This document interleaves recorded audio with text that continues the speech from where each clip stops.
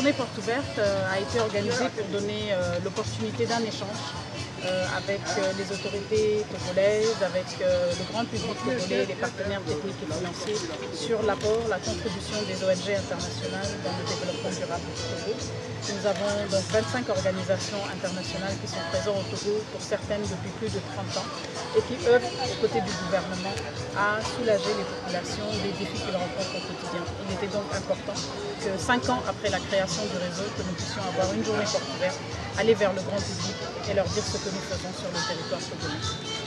Oui, de façon résumée, nous sommes partout où les besoins se font sentir. Ces 25 ONG sont présentes sur toute l'étendue du territoire, de Tapaon à Lomé, et nous travaillons en cohérence avec la feuille de route sur tout ce qui tourne autour de la protection, de la cohésion, de la paix. Nous travaillons également dans les domaines, bien entendu, de l'éducation, de la santé, de l'accès à l'eau, vraiment toute cette dynamique autour de la citoyenneté. Nous sommes également très présents dans le secteur de l'employabilité des jeunes. Différentes ONG travaillent sur ces questions et donnent aux jeunes l'opportunité d'avoir un emploi décent ou de devenir entrepreneurs. Nous travaillons également de concert avec les autorités à réfléchir sur les risques, la prévention des risques et les réponses liées à ces risques, que ce soit à travers le plan national de contingence ou en contribution au plan d'urgence pour la région du Sahara.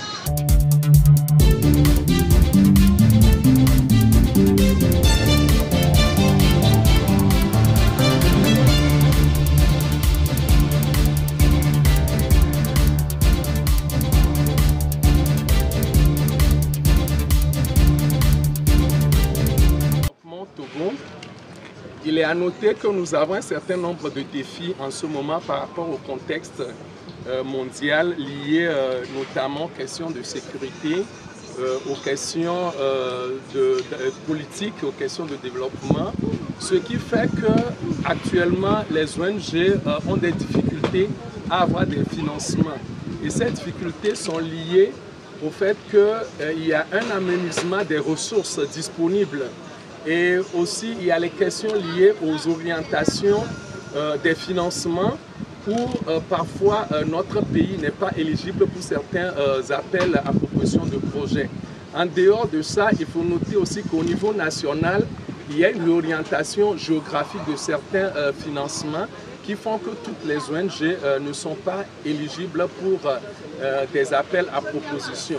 Donc voilà un peu les défis auxquels nous sommes confrontés en ces moments. Mais il est important de noter que nous avons des atouts au niveau de Rongito, ces atouts qui nous permettent de pouvoir, malgré ces difficultés, de pouvoir continuer par chercher les financements.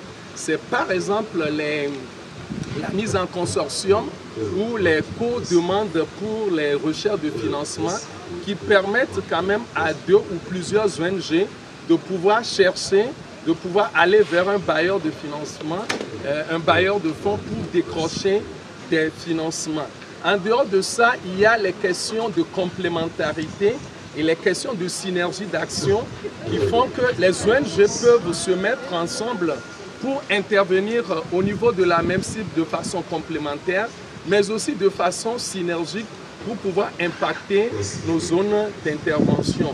Donc, Rongito est dans cette dynamique pour pouvoir amener les populations les plus défavorisées, les populations vulnérables à leur plein développement.